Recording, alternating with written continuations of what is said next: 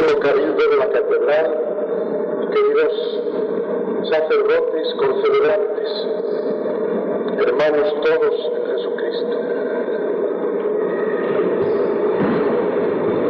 Clausuramos hoy estas jornadas de renovación en Cristo que se han venido celebrando en Toledo durante los últimos 10 días.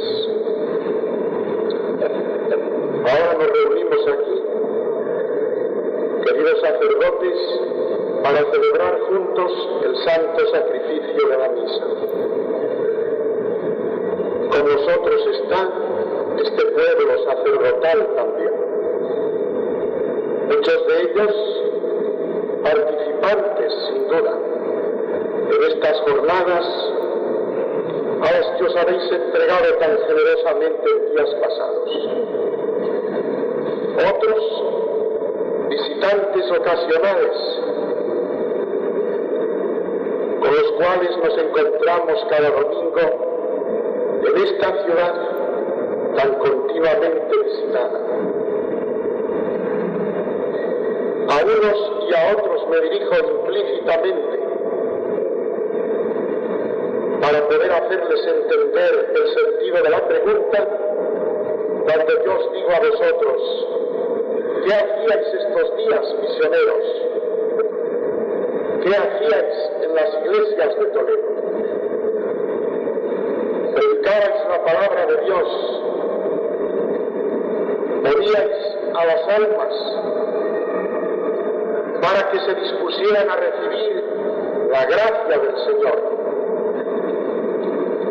¿Les impulsabais a hacer propósitos de una vida cada vez más santa? Es decir, amabais. Porque a esto se reduce la actitud fundamental del evangelizador. El que predica la palabra de Dios, buscando establecer los puentes que unan de una manera efectiva la vida de Dios con la vida de los hombres. Amabais. Y vuestra palabra de amor golpeaba las conciencias de los que han querido escucharla. ¿Cuántos eran? Millones. Porque no eran solamente estos los que acudían a las iglesias de Toledo, muchos o pocos, no. Nuestra palabra estaba unida estos días con la palabra de todos los apóstoles que en el mundo entero hacen lo mismo, constantemente, ayer, hoy, como lo harán también mañana. Es la palabra eterna del Evangelio. Esa palabra que no cesa y que arranca de los mismos labios de Cristo. Es Él quien nos envió a predicar. Y la acción apostólica que a través de esta palabra se realiza en una ciudad, en un momento dado, no está nunca aislada. Se une invisiblemente con la palabra de tantos y tantos que llaman igual que vosotros a la misma conciencia, al mismo corazón, al mismo pensamiento. Son muchos hombres y es solo un hombre. Es la humanidad la que está siendo continuamente invitada a que se una en sí misma y a que forme un solo pensamiento y un solo corazón, por encima de toda distancia local, de índole geográfica, política, cultural, cronológica, la que sea.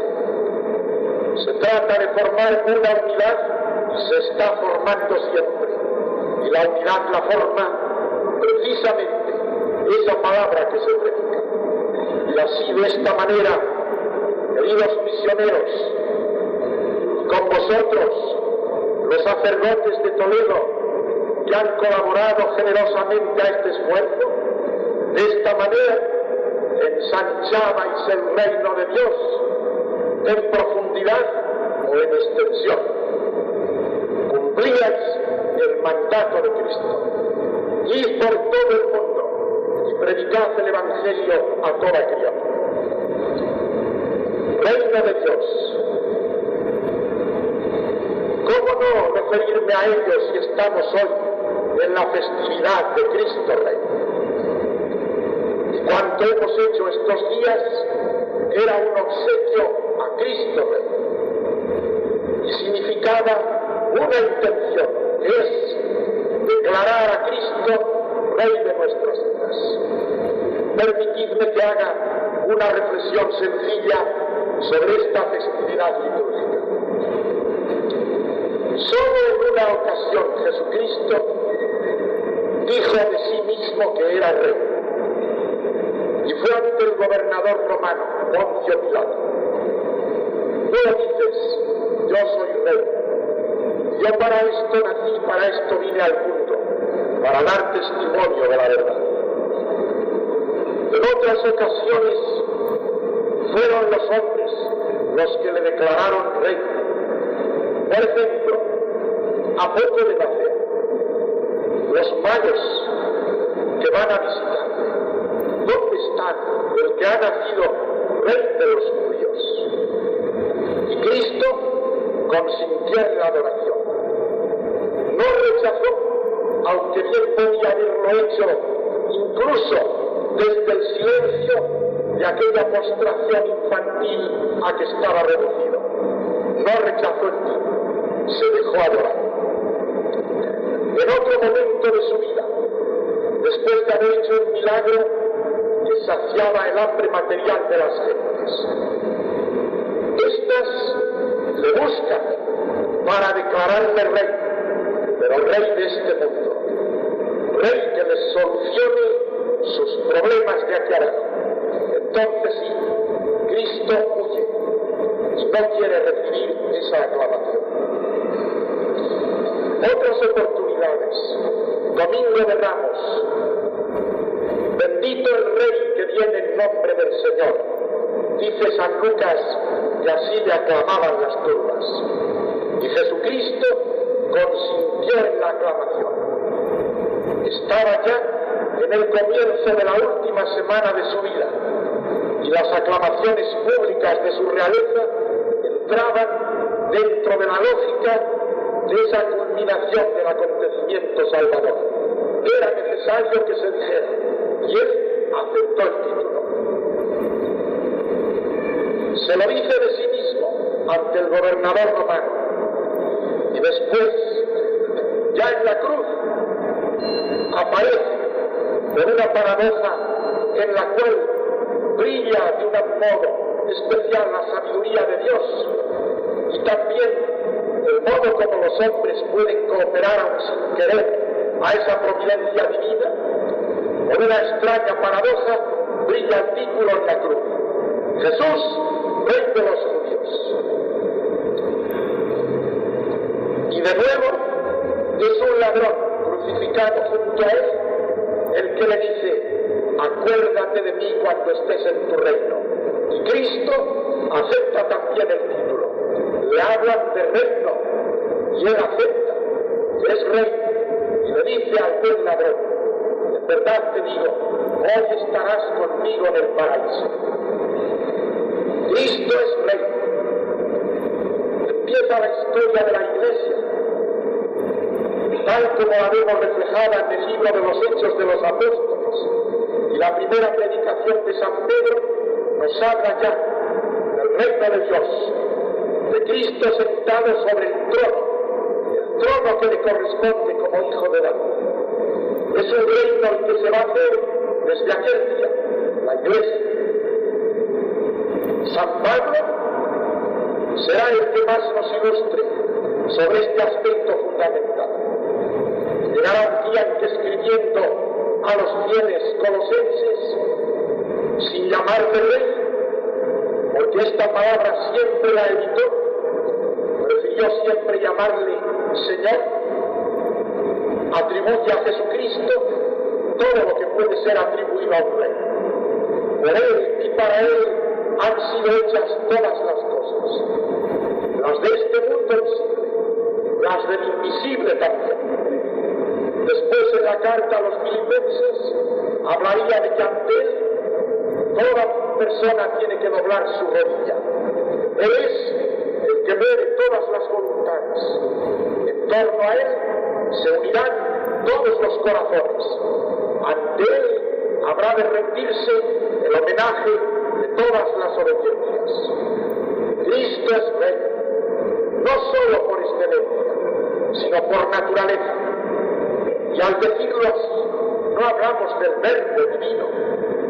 En este sentido, como Dios que es, no necesita títulos para ser Rey y dueño de todo.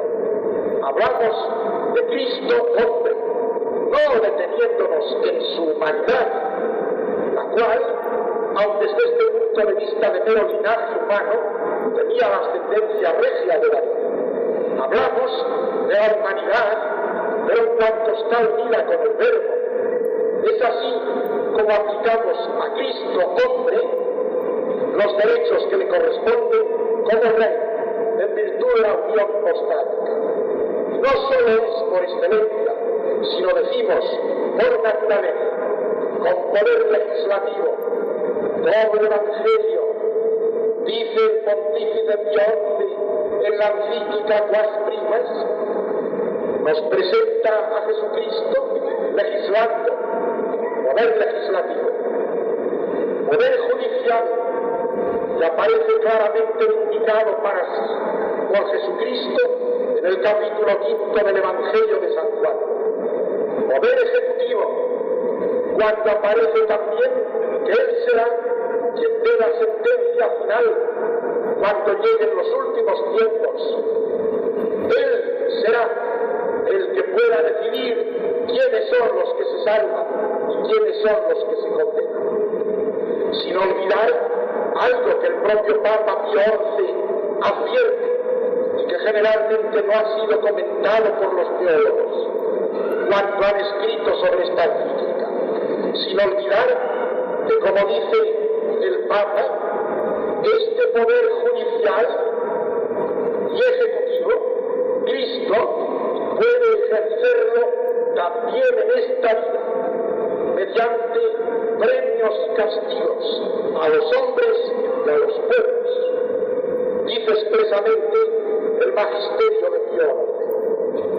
Pero no se insiste en este punto para evitar fáciles desviaciones o atribuciones sin fundamento de hechos que pueden tener explicación histórica perfectamente comprensible a nivel humano, atribuciones, digo, excesivas y ligeras a una intervención. Cristo es Rey así, pero es un reino espiritual, es un reino que no es de este mundo, es un reino que penetra los corazones, es un reino el suyo, en el cual, como dice el mismo Papa al explicar los fundamentos teológicos de su reinado, hacia el cual uno se dispone por la penitencia, en el que se entra por el bautismo y por la fe, del que se vive por la mansedumbre, la humildad y el cumplimiento de toda justicia, en el que se esperan los premios eternos de la salvación que Cristo con su muerte nos ha merecido. De tal modo, sigue diciendo el Papa, que este reinado de Cristo no puede separarse de la otra doble condición que Cristo tiene, la de Redentor y la de Sacerdote. Reina porque redime, y redime porque se hace víctima. De este modo, conquista las almas en el interior de sí mismas y las atrae hacia su corazón, del que brota continuamente el amor de salvación. Este es el sentido espiritual del reino de Cristo. Y por eso, porque los magos no lo entendían mal, Él consintió en aquella aclamación. Y porque el pueblo judío no lo entendía bien, rechazó aquel atributo con que querían ellos honrarle con una visión puramente temporal. Ahora bien, siendo un reino espiritual, no por eso deja de influir sobre las realidades temporales de la vida. De ahí porque el Papa Pío XI, al explicar este reinado de Cristo, después de hacer estas precisiones a las que me estoy refiriendo, dice sin embargo: cometería una grave equivocación quien pensara que el reino de Cristo, por el hecho de ser espiritual, no ha de extenderse a la vida civil. Y estas afirmaciones del Papa Pío XI no han sido rectificadas. El decreto de libertad religiosa del Concilio Vaticano II contempla la realidad de los hombres tal como pueden estar divididos entre sí y pide que no haya coacción para obligar a nadie a entrar en el reino, pero no pide que seamos indiferentes a que ese reino de Cristo se extienda sin cesar. Por el contrario, ya dice el Concilio Vaticano que mantiene la doctrina tradicional y si ahora acentúa esta parte del respeto al hombre, es eso, respeto, pero no indiferencia. Cuando en otros momentos el Concilio habla de impregnación cristiana de la realidad temporal, es el lenguaje moderno afirmar lo mismo que Pío XI en la encíclica Quas Primas, cuando dice que el reino de Cristo debe extenderse a la vida civil también. Y esto es lo que nosotros, con nuestra acción sacerdotal, los sacerdotes consagrados a Dios con nuestro ministerio, y vosotros, los que participáis de otra manera distinta en este sacerdocio de Jesús, esto es lo que tenemos que procurar sin cesar. Que este reino de Cristo, reino de paz, de amor, de verdad, de justicia, vaya penetrando cada vez más en la vida de los hombres y de las sociedades. Antaño, ¿acaso pusiéramos demasiado énfasis cuando hablábamos de Cristo, Rey de la literatura, Rey del arte, Rey de la ciencia, Rey de la filosofía, etc.? Debiéramos haber sido más modestos y repetir mucho más que para que Cristo sea Rey de esos aspectos de la vida hay que empezar con humildad y tiene que ser recibido como Rey en el corazón íntimo de cada uno de ellos, como aquellos ricos y pobres magos. No buscaban homenaje a sí mismos, se postraban ante un niño recién nacido. Y transformado el corazón, puede venir la transformación de los aspectos sociales de la vida. Más aún, debe venir. ¿Hoy acaso hacemos lo contrario? Nos detenemos demasiado en esa zona casi penumbrosa de lo íntimo y lo puramente personal. Es otro fallo, porque es mutilar al hombre y es impedir, al menos en cuanto esté de nuestra parte, la extensión de los derechos de Cristo a la vida social de los pueblos. No debemos caer ni en un fallo ni en otro, en un grito de viva Cristo Rey que pueda parecer un tema político, y en un silencio sobre Cristo Rey que pueda parecer un olvido de las exigencias fundamentales del Evangelio de Jesús en relación con el corazón del hombre y en relación con la misma sociedad dentro de la cual están incluidos autoridades y súbditos.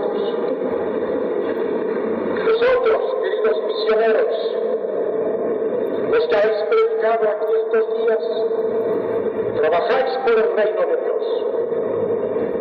Lo habéis hecho ya en otras ciudades, Toya, León, Burgos, ahora en Toledo, y otras que recorreréis en la geografía española.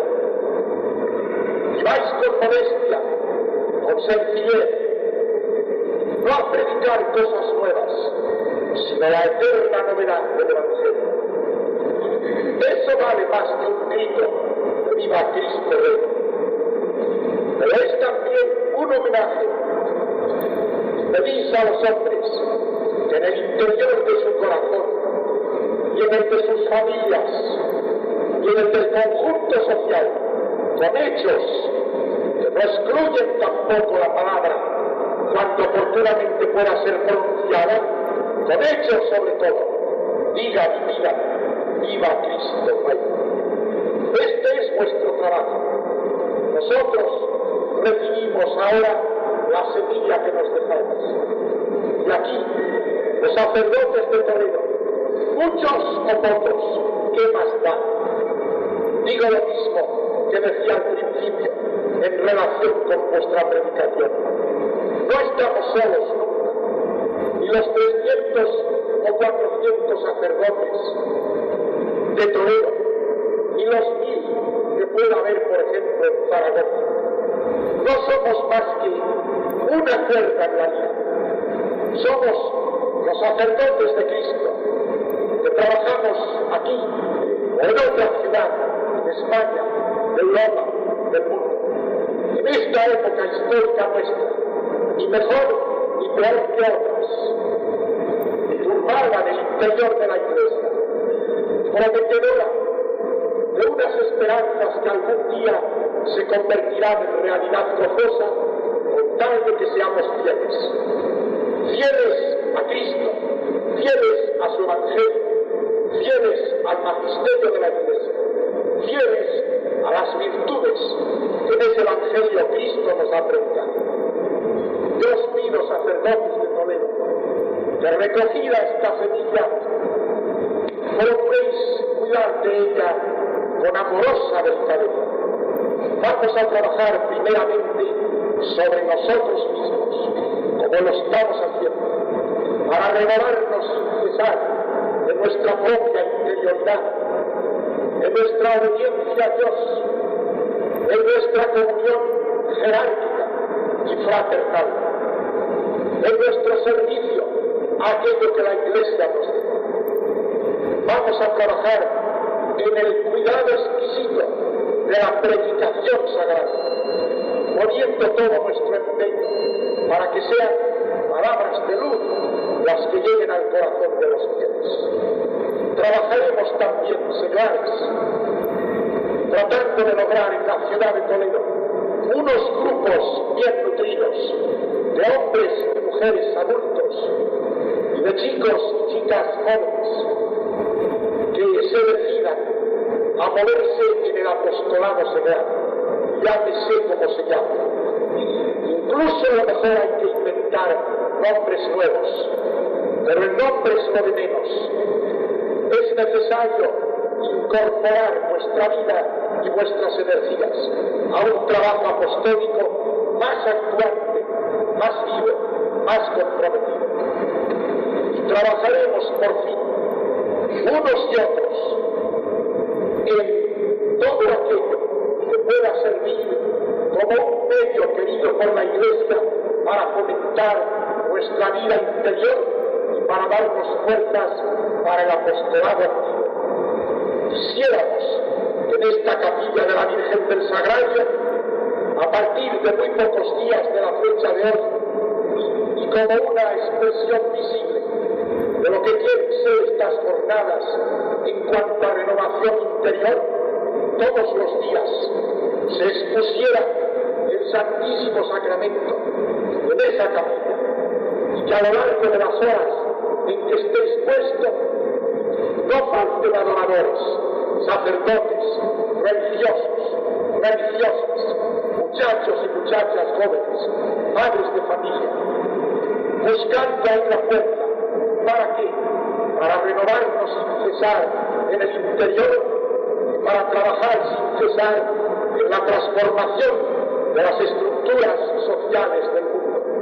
De este modo, nuestra semilla no se perderá y unos y otros, después de decirnos adiós, seguiremos unidos en el sacramento del amor y así, con hechos más que con palabras, podemos decir: Señor, Cristo, Rey de nuestras vidas, he aquí el homenaje que te ofrecemos hoy. Ahí queda, bendícelo tú, este es nuestro grito, así queremos trabajar. Reina sobre nosotros, con tu paz, con tu justicia, con tu verdad y con tu amor.